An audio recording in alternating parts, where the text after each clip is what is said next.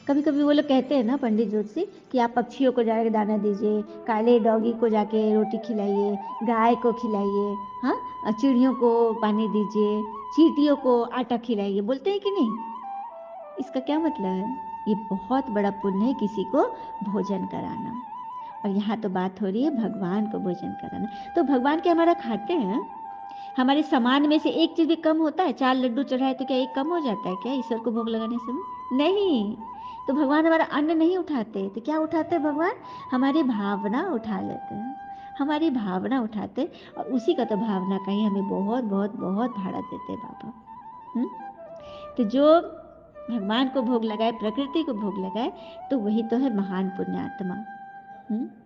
और अपनी जुबान में ना सत्यता तो है, लेकिन उसको सभ्यता की चाशनी में लपेटे। शब्द का बहुत असर होता है, शब्द का बहुत असर होता है। एक प्रसंग सुनाती हूँ जल्दी में। एक बार एक महिला एक्सीडेंट में उसकी आंख चली गई, मतलब कानी हो गई, आंख चली गई, आंख खराब हो गया। तो इसे मिलने वाले जो आते हैं ना, अब देखिए उनके शब्द पे गौर कीजिए। तो एक आई औरत अगल बगल की जाती ही मिलने के लिए, कोई दूर दराज रिश्तेदार, आय हाय तुम्हारा तो आंख एकदम काना हो गया, तू तो कानी हो गई, ऐसे करके बोली। तो इसको कैसा लगा होगा? एक तो बेचारी खुद ही दर्द में है, और ये शब्द सुनकर वो तो बोली ऐसा क्यों बोल रही? तो अरे तो कहानी को कहानी ना बोलूं तो क्या बोलूं? मतलब फिर भी उसको कितनी बार रिपीट कर रही है, तो कितना चोट पे चोट दे रही है। उसी की जगह एक दूसरी महिला आई, वो बोली कि ओहो कितना मतलब अजीब हो गई ना बहन, तुम्हारी आंखों की एक आंखों की ज्योति चली गई ना।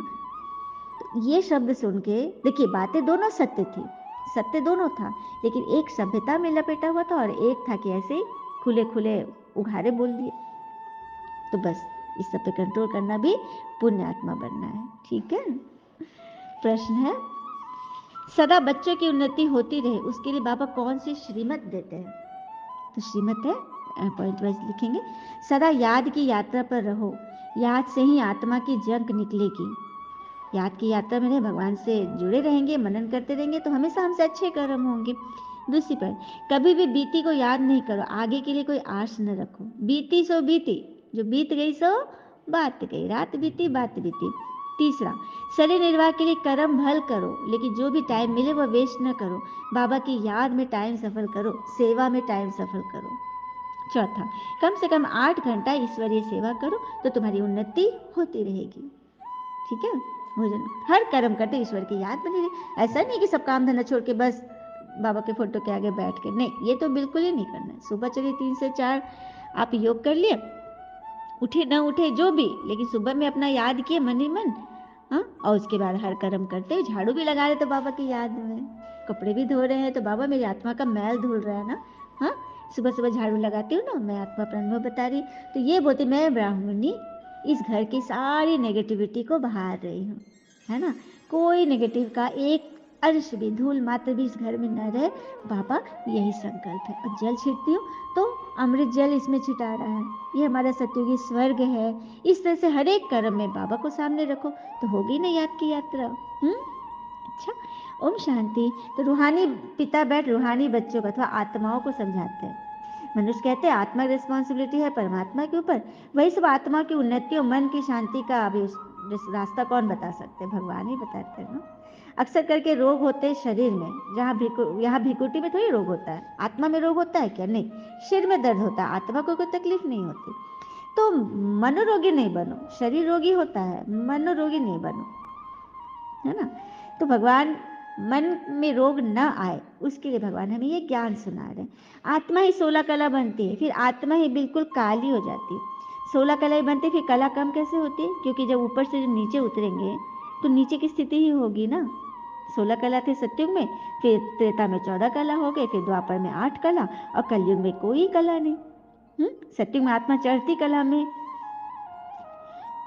ठीक प्रारब्ध को भोग रही थी, फिर नीचे गिरते गिरते अभी एकदम गिरती कला में आ गई। तो भगवान आगे संगम पे फिर समय चढ़ती कला में ले जा रहे हैं, तो चलना है ना सभी को। तो ये मंथन सुने, रेगुलर सुने, और जो भी पॉइंट आपको अच्छी लगी, कम से कम एक पॉइंट, ज़्यादा से ज़्यादा तो कितना भी ले सकते हैं, लेकिन कम से कम एक पॉइंट जरूर धारण करके बाबा को दिखाएं, होमवर्क करके दिखाएं। और ये अविनाशी सर्जन है, हमको अपने जैसा बनाते हैं। तो बहुतों की उन्नति करनी है ना। कोई मीडियम, कोई थर्ड औरों की उन्नति करते हैं, हाँ करते, कोई थर्ड क्लास करते, मतलब देखो इसमें भी नंबर वार है, कोई किस तरह से लोगों की उन्नति करते, कोई फर्स्ट क्लास, कोई सेकंड, कोई थर्ड। तो हमको फर्स्ट क्लास बनना है ना। आत्मा की उन्नति का जवाबदार तो बाबा ही है, क्योंकि बाबा ही अविनाशी सर्जन आत्मा के जन्म जन्म के रोग छुड़ाते हैं। ईश्वरीय मत से चढ़ती कला, मानव मत से उतरती कला होती है। ये भी ड्रामा में नूंद है, आगे चलकर सब मालूम पड़ेगा कि यह नरक है और वह स्वर्ग जहाँ भगवान हमको ले जा रहे हैं। चलिए स्वर्ग नरक की भी एक बात छोटी सी बता दूं। मतलब नरक की यातनाएं कितनी कष्टकारी होती है। एक बार युधिष्ठिर को ना 5 मिनट के लिए नर्क मिला था, पता है क्यों? क्योंकि उसने वो कहा था अश्वत्थामा हाथों वाली बात थी ना, अश्वत्थामा एक हाथी का भी नाम था। और इन लोग सब कह रहे थे कि द्रोणाचार्य के सामने, द्रोणाचार्य के पुत्र था अश्वत्थामा, तो युधिष्ठिर से ये कह रहे थे कि उनके पुत्र की मृत्यु हो गई है, जिससे कि वो निढाल हो जाए, उनका मतलब कमजोर पड़ जाए। तो युधिष्ठिर तो झूठ बोलते नहीं थे। तब उनके हाथी का नाम ही अश्वत्थामा है, आप वो तो बोल सकते हो। तो बोला ठीक है मैं बोल दूंगा। तो कह दिया अश्वत्थामा हाथों, अश्वत्थामा मारा गया। तो द्रोणाचार्य यह सुनकर उन्होंने तीर ढाल नीचे रख दिए थे और वो बंदी हो गए, मतलब हार गए। लेकिन इस वजह से भी उन्होंने, आखिर थोड़ा छल ही हुआ ना, मिक्स तो हो गए ना थोड़ा सा, उस वजह से उनको 5 मिनट का नरक मिला, सिर्फ 5 मिनट का। तो जब वो नरक के पास से गुजरे ना, वहाँ पे खड़े थे ना, तो नरक की जो यातनाएं होती, जो दर्द होता है, सहनीय पीड़ा जो होती है, वो ठंडी पड़ गई, मंद हो गई, ठंडी ठंडी हवा बहने लगी। और जो आत्माओं को जो जलन हो रहा था, जो तकलीफ हो रही थी, उसमें उनको आराम मिला। तो उन्होंने पूछा कि क्या बात है, यहाँ की गर्म हवा, लोहान करने वाली हवा इतनी नरम कैसे हो गई? तब उन्होंने बताया कि युधिष्ठिर आए थे 5 मिनट के लिए, नरक में ठहरे थे और अब वो जा रहे। नहीं नहीं मत जाने दो, सब चिल्लाने लगे, मत जाने दो, उनके आने से हमें आराम मिला, हमें शांति मिली, हमारी पीड़ा सहनीय हो गई जो कि असहनीय है। ठंडी हवा चली, बदबू की जगह खुशबू बह रही थी, मत जाने दो। लेकिन उनको तो जाना ही था। तो यही बात है। तो जो आदमी मतलब भगवान के नियमों पे चल रहे हैं, जो कि सत्यता पे, कसौटी पे एकदम खड़े हैं, वो अगर किसी घर में भी रहेंगे ना, एक पुण्य आत्मा भी अगर है, तो पूरे घर का कल्याण होगा, पूरे परिवार का कल्याण होगा। बाबा ने तो कह दिया कि हर एक घर में आगे चलकर एक ब्राह्मण बच्चा तो जरूर होगा, हर एक घर में। जैसे कि हर घर में पूजा स्थान, मंदिर, देवता को रखते हैं ना, उसी तरह से एक ब्राह्मण देवता हर एक घर में होंगे, है ना बड़ी बात। बाकी बच्चे तो कितना हंगामा करते हैं, दुखी है ना। स्वर्ग में तो कोई हंगामा नहीं होता। बाबा कहते मैं सबका उपकार करता हूँ, मेरा फिर सब अपकार करते। ओहो, अपकार करते, बाबा ने लिखा गाली देते, ग्लानी करते ना बाबा की, कि भगवान ये दुख दे दिलन, भगवान इतना निष्ठुर है, भगवान सर्वव्यापी है, भगवान हर पापी के अंदर भी है, पुण्यात्मा के अंदर भी। कितनी बड़ी ग्लानी है ना, कुत्ते बिल्ली पत्थर ठिक्कर सब में भगवान है। हाँ, तो वो जो अवतार की बात है ना, भगवान ने 21 अवतार लिए, ये भक्ति की बात है, उसे मत्स्य अवतार भी एक है। तो ये क्यों ऐसा है इसको बताऊंगी। कि असुरों ने ना वेद पुराण शास्त्रों आदि को ना नदी के अंदर छुपा दिया था, समुद्र के अंदर, कि मनुष्य इसको नहीं ढूंढ पाए, मतलब भगवान से नहीं मिल पाए, मतलब ये पढ़ करके उनकी ज्ञान खुल जाएगी, सब अनपढ़ रहे, लाचार रहे, मजबूर रहे। तो आसुरी वृत्ति के लोगों ने उसको छिपा दिया था। तब कहते हैं कि ईश्वर ने मत्स्य अवतार लेकर के वो ग्रंथ को निकाले थे। तो मत्स्य अवतार अभी हमारा ही तो है कि हम ये गीता ज्ञान मुरली आप तक पहुंचा रहे हैं। कहाँ पे डुबकी लगा रहे हैं हम? ज्ञान सागर में डुबकी लगा रहे हैं। ज्ञान सागर में जितना डुबकी लगाएंगे उतना वो ज्ञान के रतन निकाल निकाल के हम मछलियाँ आप तक वो संदेश दे रहे हैं, है ना। तो हम सब भी तो अवतार ही हैं। बाबा कहते हैं जैसे मेरा अवतार है वैसे मेरे बच्चों का भी अवतार है। सुंदर बात है ना। तो भक्ति की जो जो भी बातें हैं ना वो ज्ञान से रिलेटेड, वो सब अभी हम प्रैक्टिकल उसे यूज कर रहे हैं। फिर बाबा कहते हैं बहुत हाईएस्ट पढ़ाई बाबा पढ़ाते हैं, तो रोज जरूर पढ़ना चाहिए ना। ये अविनाशी बाबा भी है, टीचर भी है, गुरु भी है। भाई खाओ पियो सब कुछ करो, सिर्फ बाबा के गुण जाओ। वो गीत था ना, दाल रोटी खाओ प्रभु के गुण गाओ, लेकिन हाँ सिंपल खाओ और सैंपल बन जाओ। बाबा समझाते हैं बाबा की याद सिवाय आत्मा की जंक नहीं निकल सकती। भाई ज्ञान सारा दिन सुनाओ परंतु आत्मा की उन्नति को उपाय याद के सिवाय कुछ भी नहीं है। योग से ही तुम्हें ताकत मिलती है। पानी की वर्षा तो बहुत देखी, यहाँ ज्ञान की वर्षा है, तो भीगो इस पे। जो जितना भीगेगा ना वो उतना ही पुष्ट होगा और शक्तिशाली होगा। बाबा कहते हैं अब जागो, मैं तुमको शांति धाम ले जाता हूँ। आत्मा की उन्नति भी इसमें है। तो खुद जो जगेगा वही ना दूसरे को जगाएगा। बाकी सब तो जिस्मानी बातें, आत्मा की बातें तो है नहीं।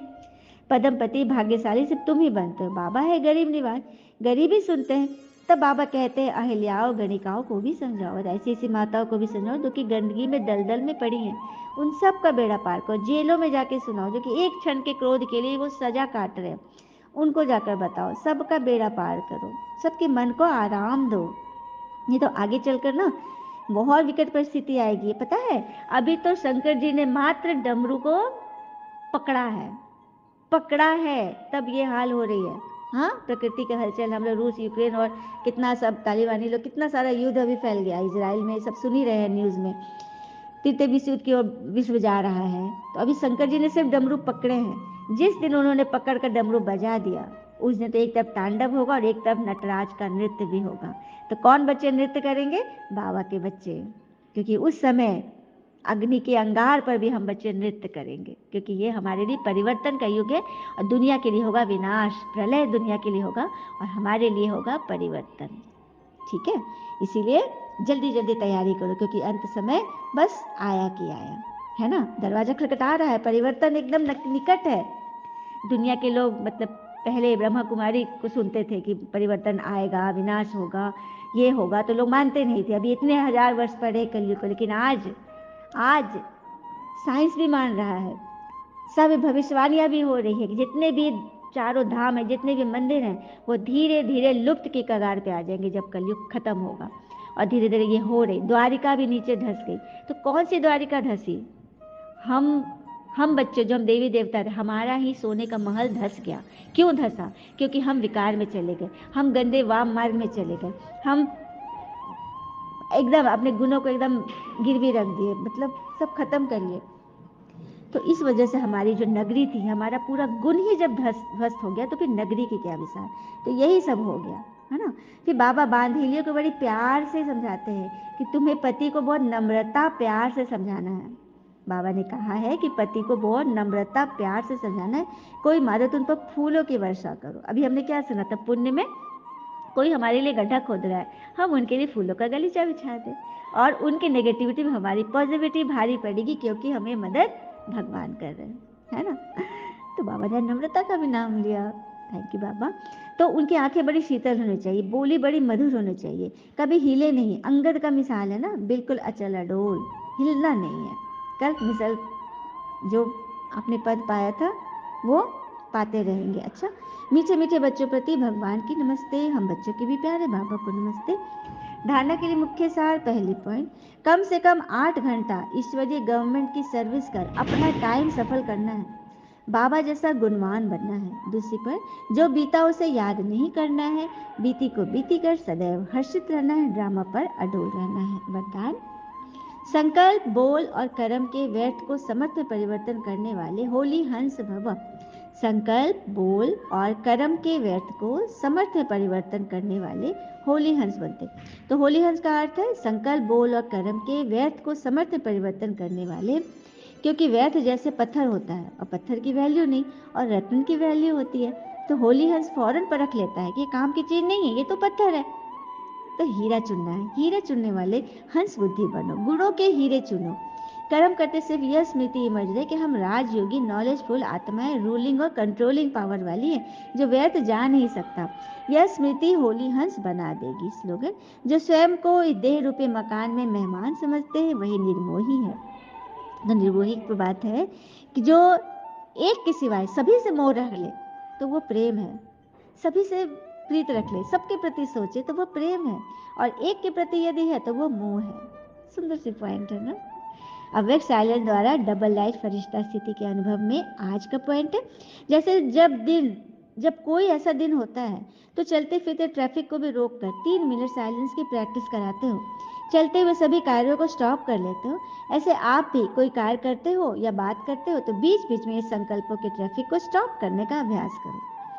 जैसे कोई सिग्नल्स होता है रोड पे, स्टॉप रेड लाइट, तो उस समय गाड़ियाँ बंद हो जाती है ना, स्टॉप हो जाती है ना, क्योंकि स्पीड की चेकिंग होती है। अचानक जब पूरी स्पीड से चलती रहती गाड़ी बेरोक तो एक्सीडेंट की संभावना ज़्यादा होती है। उसी तरह हमारे संकल्पों की स्पीड जब बहुत ज़्यादा चलती है तो बीच बीच के ट्रैफिक लेते रहें, रुकते रहें, बाबा को शेयर करते रहें।